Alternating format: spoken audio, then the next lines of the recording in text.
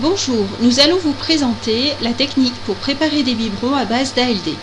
Tout d'abord, il faut se laver les mains et bien nettoyer son plan de travail pour éviter toute contamination microbienne du lait.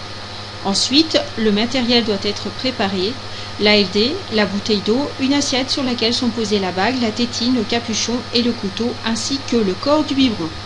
Avant de préparer le biberon, il faut se laver les mains car le lait est un milieu fragile dans lequel les micro-organismes se développent facilement. Le choix de l'ALD doit tenir compte de l'âge du nourrisson ou du jeune enfant. Une lecture attentive de l'étiquette de l'ALD est nécessaire pour vérifier l'ADDM, connaître la quantité d'eau et le nombre de mesurettes pour confectionner le biberon. Comme pour l'ALD, la DDM de l'eau en bouteille doit être vérifiée. L'eau utilisée doit porter la mention « Convient pour l'alimentation des nourrissons ». Il s'agit d'une eau faiblement minéralisée pour prévenir tout problème digestif.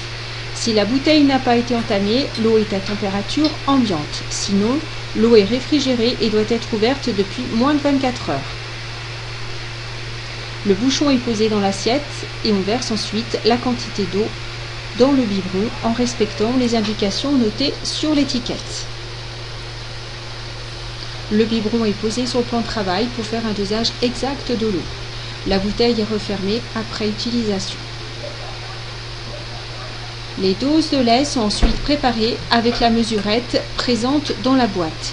Chaque mesurette est arasée au-dessus de la boîte à l'aide du dos d'un couteau ou du rebord prévu à cet effet dans certaines boîtes d'ALD. Les doses de lait ne doivent pas être bombées, tassées afin de respecter le dosage. Les doses ne sont pas arasées avec le doigt pour éviter toute contamination du lait. Une mesurette de poudre arasée pour 30 ml d'eau. Le couteau est posé systématiquement dans l'assiette dès la fin du dosage.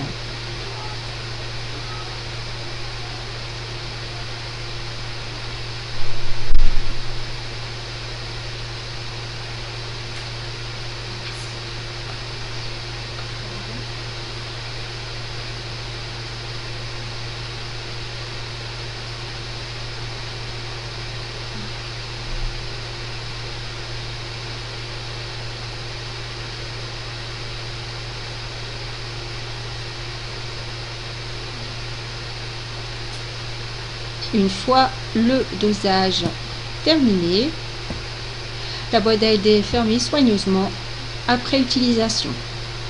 On visse ensuite l'ensemble tétine-capuchon en tenant la bague. La tétine n'est pas touchée avec les doigts pour éviter toute contamination du lait.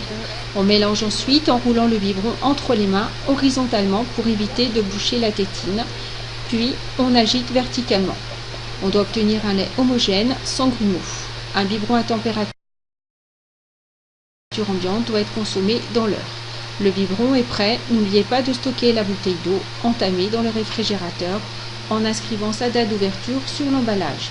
L'eau doit être ouverte depuis moins de 24 heures pour un biberon. C'est à vous.